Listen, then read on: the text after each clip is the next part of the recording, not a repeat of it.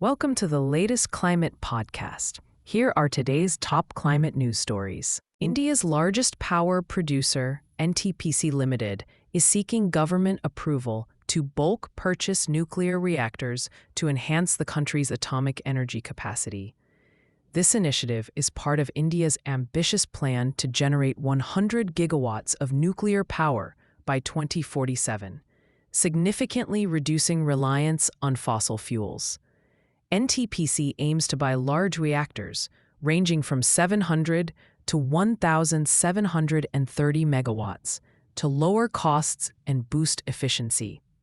With a focus on low-carbon energy, this move comes as India, the third largest carbon dioxide emitter, looks to transition from coal.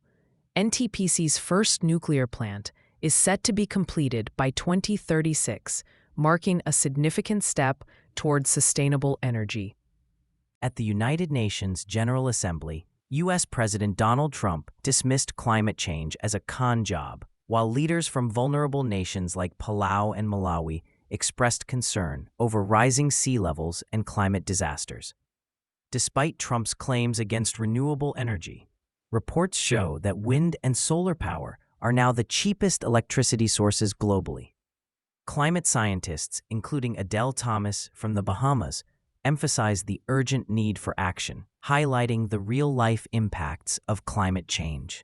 The conversation around climate change remains critical, as many advocate for immediate measures to protect our planet and its inhabitants. India is excited about strengthening energy ties with the United States, as highlighted by Commerce and Industry Minister Piyush Goyal. He emphasized the importance of collaboration for energy security, noting that India is a significant energy importer.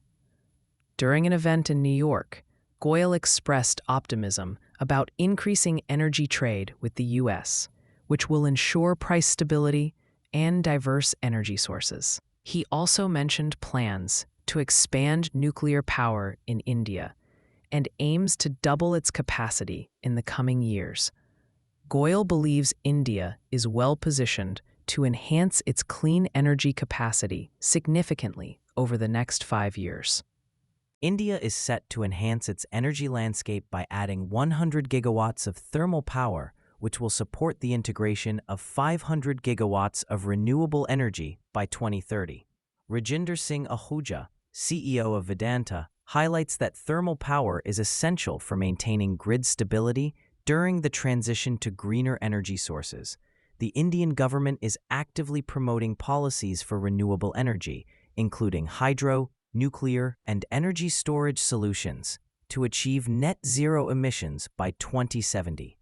With current renewable capacity at 50%, Ahuja anticipates a significant increase in solar and wind energy contributions as these targets are met.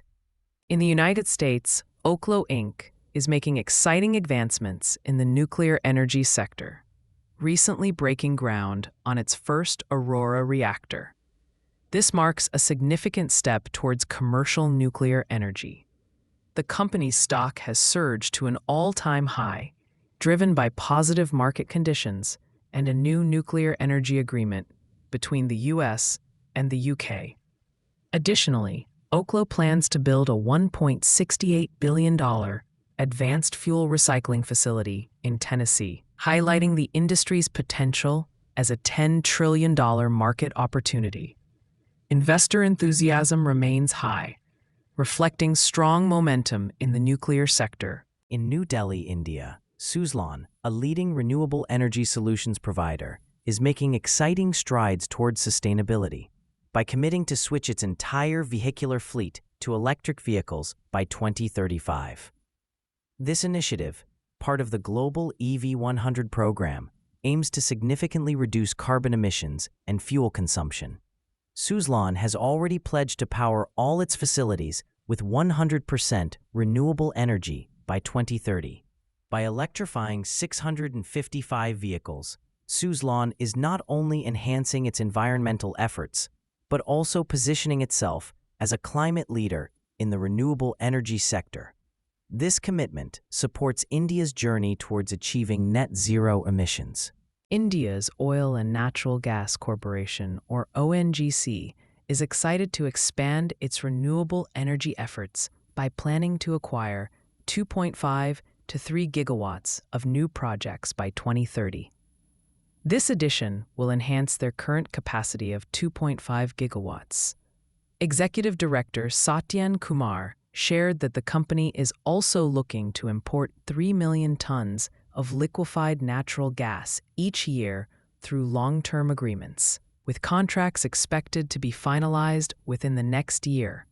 These initiatives highlight ONGC's commitment to embracing cleaner energy sources and contributing to a more sustainable future. Ola Electric in India experienced an exciting sellout of its scooters and motorcycles within just 5 minutes during the Muhurat Mahotsav sale.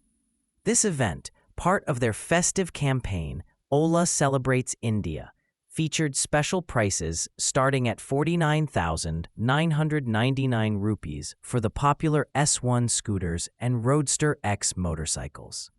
The overwhelming demand highlights Ola's mission to make electric vehicles accessible to every household.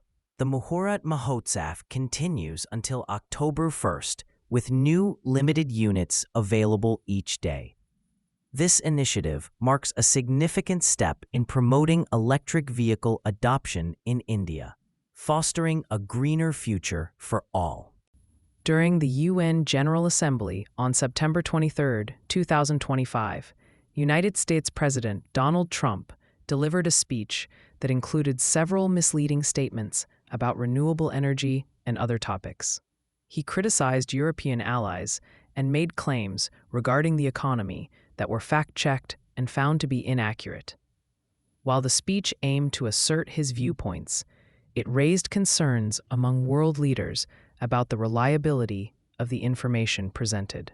Overall, the event highlighted the ongoing discussions surrounding climate change and the importance of accurate communication in addressing global issues.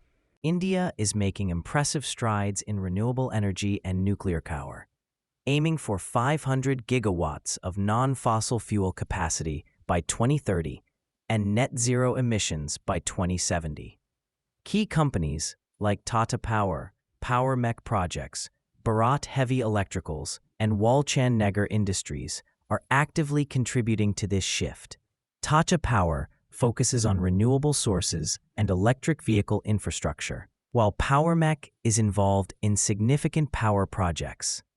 Bharat Heavy Electricals is set to collaborate with Russia on new nuclear plants, and Walchan Nagar supplies crucial components for nuclear facilities. This ambitious energy transition highlights India's commitment to a cleaner, sustainable future. In Exmouth, Western Australia, a successful trial by Horizon Power showcased the potential of electric vehicles to support the power grid. Over 12 months, participants used Nissan Leafs to test a system that allowed their car batteries to provide energy to the grid during high demand. This innovative approach could help stabilize power in small tourist towns with fluctuating energy needs. Feedback from participants was positive, highlighting the trial's progressive nature and its promise for a sustainable energy future. While the results are encouraging, Horizon Power is cautious about expanding the program until further technical standards are established. A recent report involving the World Bank and International Monetary Fund emphasizes the urgent need for global investment to tackle climate change and development goals. It highlights a significant funding gap, stating that the world requires at least $4.5 trillion annually for clean energy by 2030. The report suggests that governments should simplify regulations and create clear rules to attract private investment. It also calls for increased adaptation financing to protect vulnerable communities from climate impacts. By fostering public-private partnerships and innovative financing, the report offers a hopeful vision for a sustainable and inclusive future.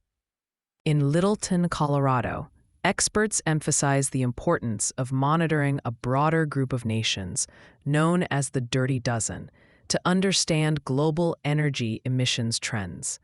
While China remains the largest emitter, countries like India, Indonesia, and Vietnam are rapidly increasing their emissions. From 2019 to 2024, these 12 nations collectively produced 19.06 billion tons of carbon dioxide, accounting for 54% of global energy-related emissions. This trend highlights the need for climate trackers to consider these countries, as their reliance on high-polluting fuels suggests that global emissions may continue to rise even if China reduces its output. For more climate news, make sure to download the Change Your Climate app from the Apple App Store or Google Play Store. Please note these stories were AI-generated from real news sources, which isn't always perfect.